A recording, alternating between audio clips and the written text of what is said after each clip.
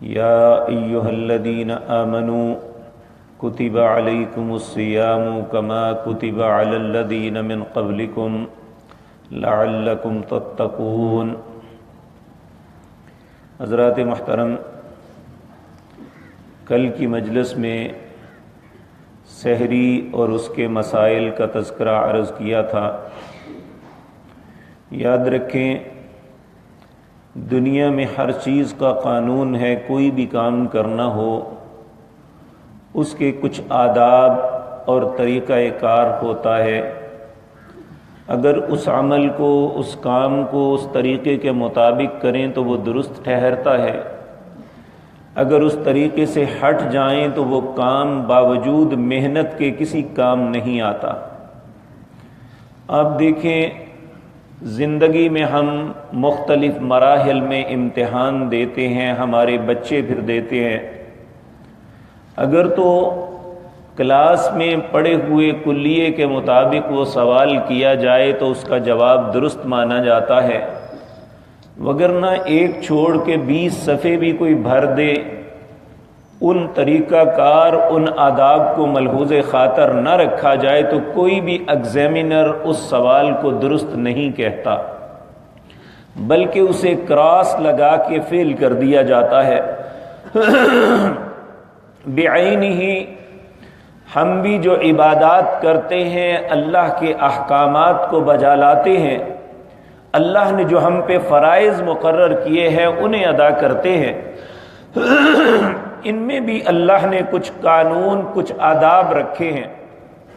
اگر ان کو ملحوظ خاطر رکھیں گے تو ہمارا وہ عمل اللہ کی بارگاہ میں مقبول ہوگا، اگر ہم نہیں رکھیں گے تو ہمارے اعمال کو برباد کر دیا جائے گا۔ اللہ رب العزت سورۃ محمد 26ویں پارے کے 3 رکوع میں فرماتے ہیں، یا ایھا الذین آمنوا، اے لوگو جو ایمان لائے ہو، اطیعوا اللہ و اطیعوا الرسول، اگر عمل کرنا ہے تو اللہ کے حکم کے مطابق اور اس کے رسول کے طریقے کے مطابق کرنا ہے، وگرنہ کیا ہوگا؟ اگر اس طریقے کے مطابق عمل نہ ہوا تو کہا وَلَا تُبْطِلُوا أَعْمَالَكُمْ، تمہارے اعمال برباد ہو جائیں گے، ان کی کوئی قیمت نہیں ہوگی۔ تو سحری کھانے کے بعد روزے کا آغاز ہوتا ہے۔ روزہ، جس طرح کہ میں نے پہلے عرض کیا تھا، یہ رک جانے کا نام ہے۔ بہت سی ایسی چیزیں جو عام حالات میں ہمارے لیے جائز اور مباح ہیں، انسان ان کو صرف اس وجہ سے چھوڑ دیتا ہے کہ میرے رب نے مجھے ان باتوں سے منع کیا ہے۔ حتیٰ کہ انسان اپنے دل کے اندر اتنا خوف رکھتا ہے کہ پانی کلی کے لیے منہ میں ڈالتا ہے، ہونٹ بند ہو جاتے ہیں، دنیا کی کوئی بھی چیز دیکھ نہیں سکتی، صرف یہ اپنے حلق سے ایک قطرہ بھی اندر نہیں جانے دیتا کہ میرے رب نے اجازت نہیں دی۔ جب انسان کو یہ اتنی سخت ٹریننگ دی جاتی ہے تو اس کا مطلب یہی ہے کہ انسان کو ان باتوں سے بچایا جائے جو اس کے لیے دنیا اور آخرت میں ہلاکت کا سبب بنتی ہیں۔ لیکن آج جس دور میں میں اور آپ گزر رہے ہیں، اس میں ہم روزہ تو رکھ لیتے ہیں، اسے پوری احتیاط کرتے ہیں کہ کوئی کھانا یا پینا نہ لیا جائے،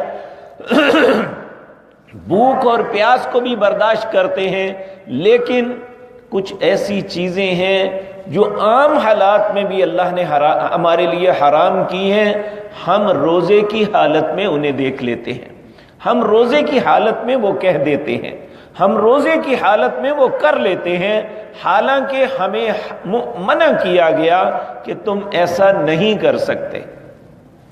تو ان میں ایک ہے جھوٹ۔ یاد رکھیں، جھوٹ یہ اتنی مہلک اور ہلاکت خیز بیماری ہے۔ نبی کریم صلی اللہ علیہ وسلم سے پوچھا گیا، یا رسول اللہ صلی اللہ علیہ وسلم، ایک مومن آدمی چوری کر سکتا ہے؟ آپ نے فرمایا ممکن ہے۔ پھر پوچھا، یا رسول اللہ صلی اللہ علیہ وسلم، کیا ایک مومن بدکاری کر سکتا ہے؟ آپ نے فرمایا ممکن ہے جذبات میں مغلوب ہو کے اس سے یہ غلطی ہو جائے. تو اسی طرح کچھ اور باتیں کرنے کے بعد پھر پوچھا کیا مومن آدمی جھوٹ بول سکتا ہے؟ آپ نے فرمایا مومن جھوٹ نہیں بول سکتا. یاد رکھیں جب انسان جھوٹ بولتا ہے تو یہ ایمان سے نکل کے نفاق کی طرف آ جاتا ہے. نبی کریم صلی اللہ علیہ وسلم نے ارشاد فرمایا آیت المنافق ثلاث، منافق آدمی کی 3 نشانیاں ہیں.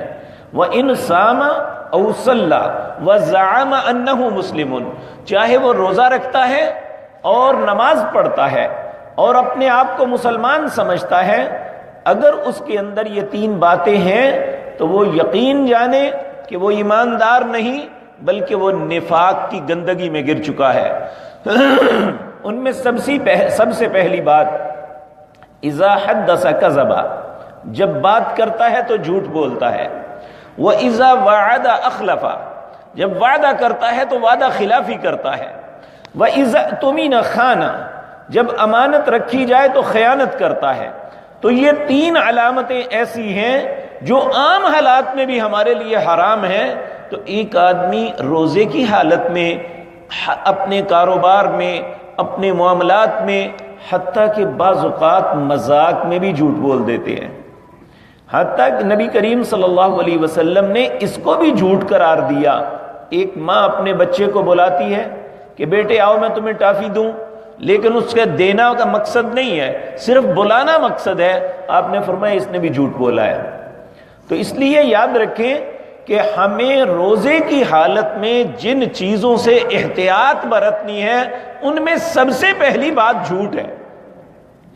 اگر نبی کریم صلی اللہ علیہ وسلم نے فرمایا من لم یدع قول الزور، جس بندے نے جھوٹ بات کو نہ چھوڑا، فلیس للہ حاجۃ، اللہ کو پھر کوئی حاجت نہیں کہ وہ سارا دن بھوک اور پیاس کاٹے. تو اس لیے ہم اپنے کاروباروں میں، اپنے معاملات میں، زندگی کے معمولات میں بے شمار ایسی باتیں کر جاتے ہیں جو حقیقت کے بالکل برعکس ہوتی ہیں، اور جھوٹ کہتے ہی اسے ہیں جو حقیقت کے خلاف ہو. اللہ رب العزت ہمیں محفوظ فرمائے. نبی کریم صلی اللہ علیہ وسلم اللہ سے اس سے بچنے کی دعا مانگتے 4 چیزوں کی. پہلی، اللہم طہر اعیننا من الخیانہ، اے اللہ میری آنکھوں کو خیانت سے بچا دے.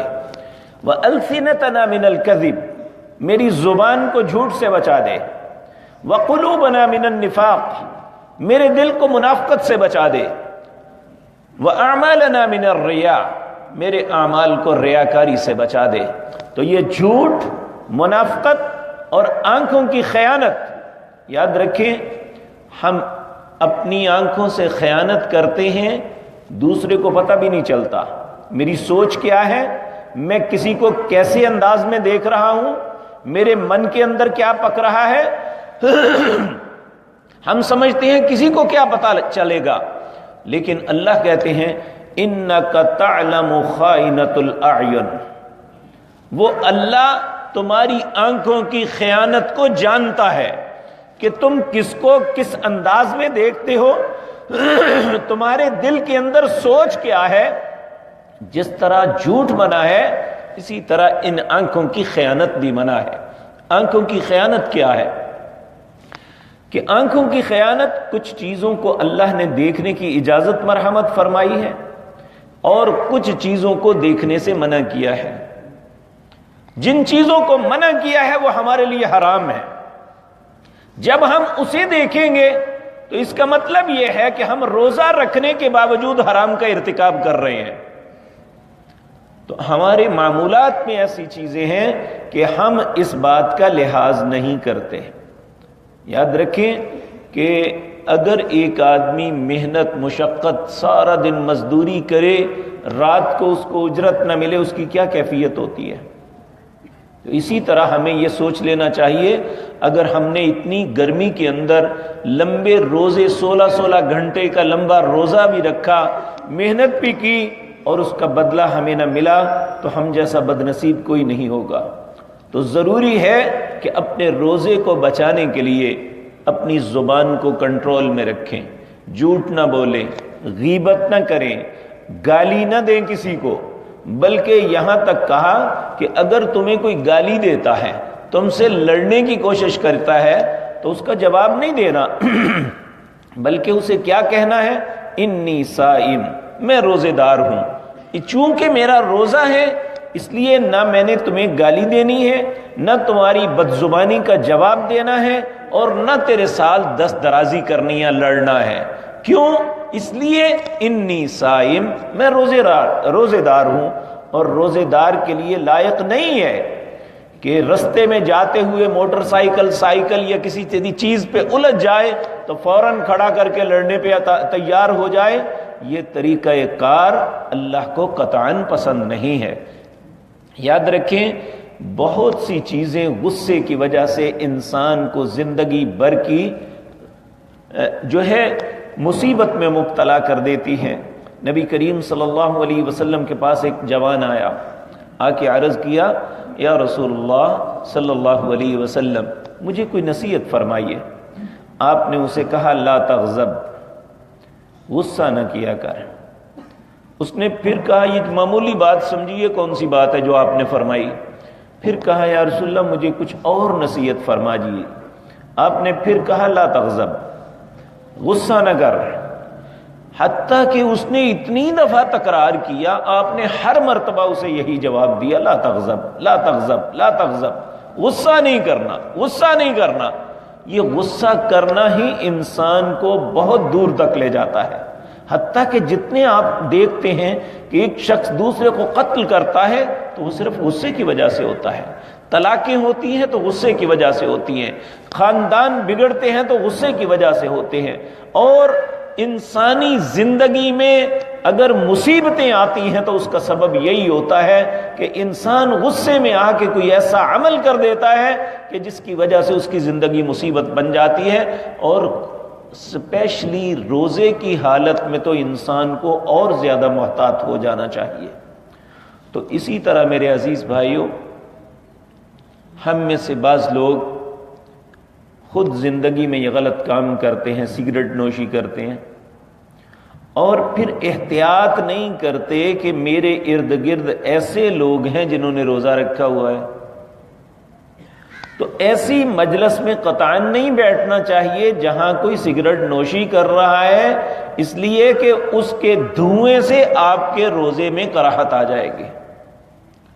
ایسی مجلس میں بھی نہیں بیٹھنا چاہیے۔ اسی طرح میرے عزیز بھائیوں، کچھ ایسی چیزیں ہیں جن کے کرنے سے روزے کو کچھ نہیں ہوتا۔ وہ کیا ہے؟ اللہ نے زندگی اور توفیق دی تو انشاءاللہ آئندہ مجلس میں عرض کروں گا۔ اقول قولی ھذا واستغفر اللہ لی۔